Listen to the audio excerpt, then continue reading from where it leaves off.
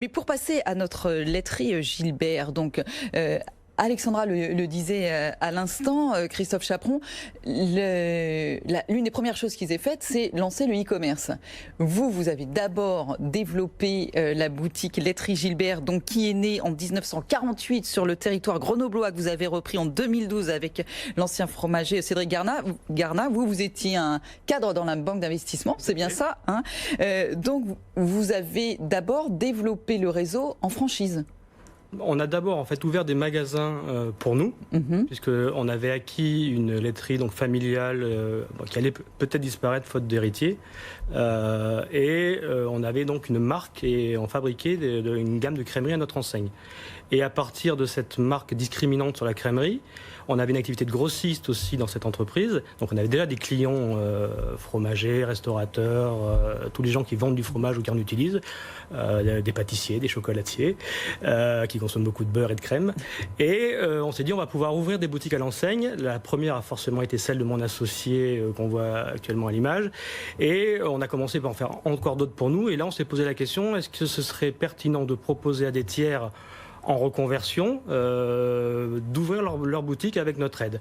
Sachant que ça n'existait pas, que vous avez forcément un doute dès que vous pensez à quelque chose qui n'existe pas dans un métier a priori très traditionnel. Et aujourd'hui, on est parti sur ce schéma-là en 2015.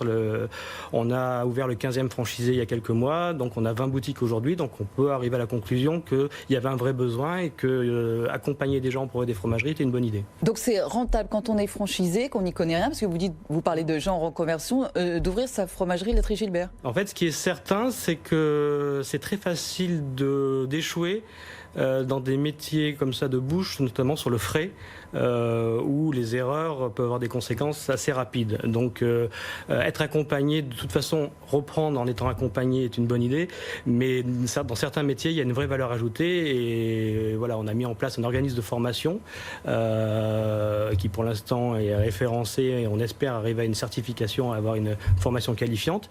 Mais accompagner les gens, oui, est un gage de succès. Et aujourd'hui, on a la prétention de dire que nos franchisés sont nos meilleurs ambassadeurs pour... Vous avez encore des demandes là? Oui, tous les mois, on a une quinzaine de personnes qui se tournent vers nous pour c'est changer de vie, puisque c'est uniquement des gens qui ont eu un parcours professionnel.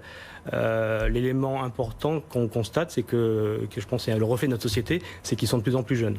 Ah oui. Oui. On refait sa vie, mais c'est ça, vous avez moins de 40 ans, vous avez refait votre vie à 35 ans, quoi. À peu près, c'est ça. C'est à peu près ça. Ouais.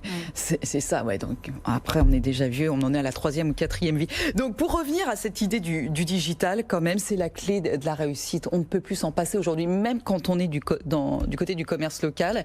Et aujourd'hui, vous annoncez que vous reprenez une marketplace qui s'appelle Les Maisons du Fromage. Oui, en fait, le frais...